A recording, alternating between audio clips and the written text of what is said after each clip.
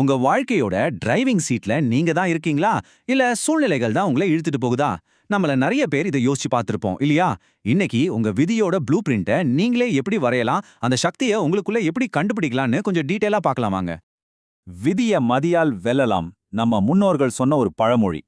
இது ஏதோ சும்மா சொல்ற பழமொழி மட்டும் இல்ல, இதுல ஒரு பெரிய மனோவிஞ்ஞான ரகசியமே இருக்கு. இங்க மதினா புத்திசாலித்தனம் மட்டும் இல்ல, நம்ம மனச ஒரு கூர்மையான கருவியா மாத்தி நமக்குள்ள ஆழமா பதிஞ்சு போன சில பழக்க வழக்கங்கள், சில நெகட்டிவ் நம்பிக்கைகள், இதையெல்லாம் மாத்தி நம்மளோட யதார்த்தத்தையே மாத்தி அமைக்கிற ஒரு சக்தி. ஆனா நிஜமாவே இது எப்படி சாத்தியம்? இதுதான் மில்லியன் டாலர் கேள்வி இல்லையா? யோசிச்சு பாருங்க. நமக்கு பிடிக்காத ஒரு வேலையில மாட்டிக்கிட்டு இருக்கும்போது, இல்ல சொந்த பந்தத்துல பிரச்சனை வரும்போது, உடம்பு சரியில்லாம போகும்போது, நம்ம கண்ட்ரோல்ல எதுவுமே இல்லையேன்னு தோன்றது ரொம்ப இயல்பு. ஆனா உண்மை என்னன்னா, அந்த உணர்வையும் தாண்டி நம்ம வாழ்க்கையோட கண்ட்ரோல நம்ம கைக்கு கொண்டு வரதுக்கு வழிகள் கண்டிப்பா இருக்கு. ஒரே மாதிரி தப்பையே திரும்ப திரும்ப பண்ற மாதிரி, இல்ல ஒரே மாதிரி பிரச்சனைகள்ல மறுபடியும் மறுபடியும் சிக்கிற மாதிரி உங்களுக்கு எப்போச்சும் தோணியிருக்கா? இதுக்கு காரணம் என்ன தெரியுமா? நம்ம ஆழ் மனசுல நமக்கே தெரியாம ஓடிக்கிட்டு இருக்கிற சில கண்ணுக்கு தெரியாத ஸ்கிரிப்ட்ஸ் தான். உதாரணத்துக்கு, சின்ன வயசுல ஏதாவது ஒரு தோல்வி வந்திருக்கும். அதனால நான் எதுக்குமே லாயக்கு இல்லைன்னு ஒரு எண்ணம் மனசுல ஆழமா பதிஞ்சிருக்கலாம். அப்புறம் என்ன ஆகும்? அந்த எண்ணம் நமக்கு தெரியாமலே நம்மளோட வெற்றிக்கான எல்லா வாய்ப்பையும் தடுத்து நம்மள ஒரே இடத்துல தேங்க வச்சிடும். இந்த கண்ணுக்கு தெரியாத ஸ்கிரிப்ட்ஸ் தான் கர்ம பதிவுகள்னு சொல்லப்படுது. ஐயையோ, கர்மானா போன ஜென்மத்துல செஞ்ச பாவம் தண்டனை அப்படின்னு எல்லாம் பயப்பட வேண்டாம். இங்க அதை பத்தி பேசல. சிம்பிளா சொல்லணும்னா, நம்ம இந்த வாழ்க்கையில கிடைச்ச அனுபவங்களால உருவான சில ஆழமான மனப்பழக்கங்கள் தான் இது. ஒரு குறிப்பிட்ட சூழ்நிலை வரும்போது ஏன் நாம மட்டும் எப்பவுமே ஒரே மாதிரி கோவப்படுறோம் இல்ல பயப்படுறோம்?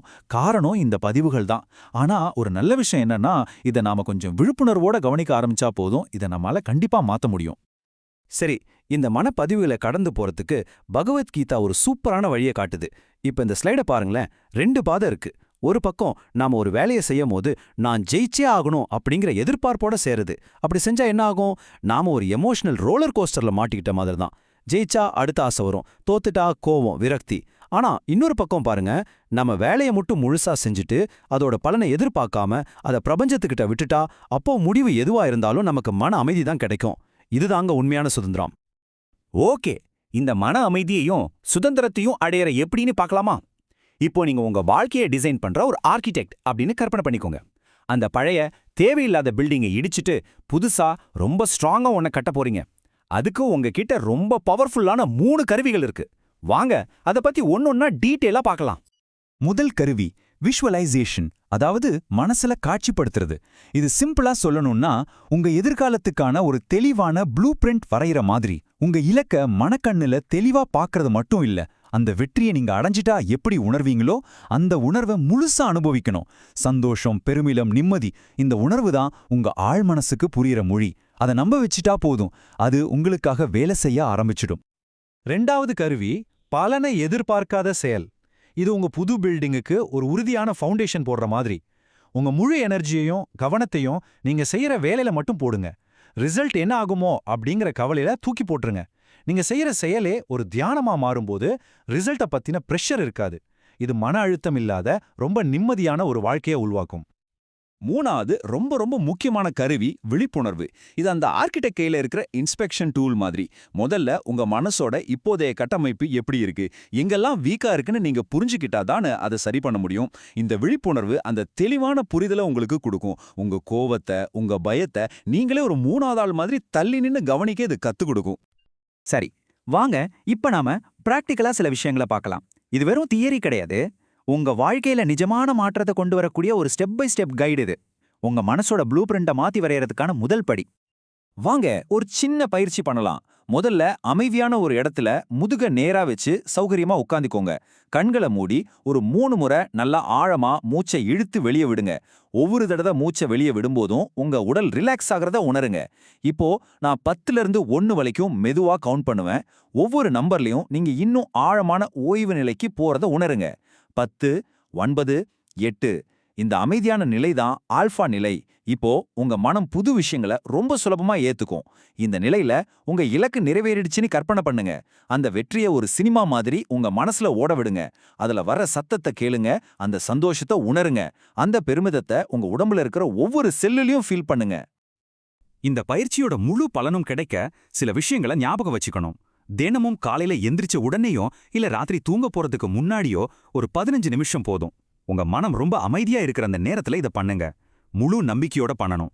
விதிய மதியால் வெல்லலாங்கிற அந்த நம்பிக்கையோட பண்ணும்போது உங்க மனசோட காந்த சக்தி அதிகமாகும். நீங்க மனசுல பாக்குற அந்த விஷயம் நிஜ வாழ்க்கையில உங்களை தேடி வர ஆரம்பிக்கும். இது ஒரு மென்டல் ஒர்க் அவுட் மாதிரி செய்ய தான் பவர் கூடும். ஓகே, இப்போ நம்ம அடுத்த பிராக்டிக்கல் டூலுக்கு போலாம். மன அழுத்தம், கவலை இதெல்லாம் நம்மள ஆட்டி படைக்கிறதுக்கு முன்னாடியே அதை எப்படி சரி பண்றதுன்னு பார்க்க போறோம். இது வேதாத்ரி மகரிஷி கொடுத்த ஒரு அற்புதமான அகத்தாய்வு முறை. ரொம்ப சிம்பிள், ஆனா ரொம்ப பவர்ஃபுல். முதல்ல நம்ம ஒரு விஷயத்தை நல்லா புரிஞ்சுக்கணும். கவலைங்கிறது ஒரு மனப்பழக்கமே தவிர அது நிஜம் கிடையாது. தீர்க்க முடியாத ஒரு விஷயத்தை பத்தியே திரும்ப திரும்ப யோசிக்கிற ஒரு மென்டல் லூப் தான் அது. அந்த லூப்பை உடைக்கிறதுக்கு வேதாத்ரி மகரிஷி ஒரு சூப்பரான ஃப்ரேம் ஒர்க் கொடுக்குறாரு. இது நம்ம கவலைகளுக்கு ஒரு தெளிவை கொடுத்து உடனடியா மனசை அமைதிப்படுத்தும். இந்த டேபிள் ரொம்ப பவர்ஃபுல்லானது. அடுத்த தடவை உங்களுக்கு ஏதாவது ஒரு கவலை வரும்போது அது இந்த 4ல எந்த வகைன்னு யோசிச்சு பாருங்க. உதாரணத்துக்கு ஒரு எக்ஸாமுக்கு படிக்கணும், இல்ல கடனை அடைக்கணும், இந்த மாதிரி தீர்க்கக்கூடிய கவலையா? அப்போ உடனே கவலைப்படுறத நிறுத்திட்டு ஒரு ஆக்ஷன் பிளான் போடுங்க. இல்ல ஒரு இழப்புல இருந்து மீண்டு வர்றது மாதிரி காலம்தான் சரி பண்ணுங்கிற கவலையா?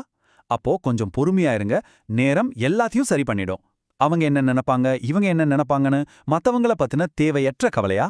அத பத்தி யோசிக்கிறது வேஸ்ட் ஆஃப் எனர்ஜின்னு புரிஞ்சுக்கிட்டு அதை கண்டுக்காம விட்டுருங்க. இல்ல நடந்து முடிஞ்ச விஷயத்தையோ மரணத்தையோ பத்தின, அதாவது நம்மால மாத்தவே முடியாத ஒரு கவலையா? அத முழு மனசோட ஏத்துக்கோங்க. பாருங்க, இப்படி வகைப்படுத்தின உடனே அந்த கவலை காணாம போய் ஒரு தெளிவு பிறக்கும். சரி, நாம இந்த பகுதியோட இறுதிக்கு வந்துட்டோம். இதுவரைக்கும் நாம பார்த்த எல்லா கருவிகளுமே உங்க வாழ்க்கையோட கண்ட்ரோல உங்க கையில எடுக்கிறதுக்கான வழிகள் தான். இதோட மையச்செய்தி ரொம்ப சிம்பிள், ஆனா ரொம்ப பவர்ஃபுல்லானது. ஆக ரொம்ப முக்கியமான விஷயம் என்னன்னா, உண்மையான சக்திங்கிறது வெளியில இருக்கிற உலகத்தை கண்ட்ரோல் பண்றதுல இல்ல, அதுக்கு நீங்க எப்படி ரியாக்ட் பண்றீங்கன்னு உங்க கண்ட்ரோல்ல வச்சுக்கிறதுல தான் இருக்கு. உங்க உள்மனசோட நிலைமை தான் உங்க வெளி உலகத்தோட யதார்த்தத்தை தீர்மானிக்குது. எப்ப நீங்க உங்க மனசை ஆள ஆரம்பிக்கிறீங்களோ அப்போ நீங்க உங்க விதியையும் ஆள ஆரம்பிக்கிறீங்க. இப்போ நீங்களே சொல்லுங்க, இவ்ளோ சக்தி வாய்ந்த கருவிகள் உங்க கையில இருக்கு. இத வச்சு உங்க மனசோட புது ப்ளூ பிரிண்ட்ல நீங்க முதல்ல கட்ட போற விஷயம் என்ன? அது ஒரு ஆரோக்கியமான உடலா, நிம்மதியான மனசா, இல்ல சந்தோஷமான உறவுகளா? சாய்ஸ் உங்க கையில தான். நீங்க தான் உங்க வாழ்க்கையோட ஆர்கிடெக்ட்.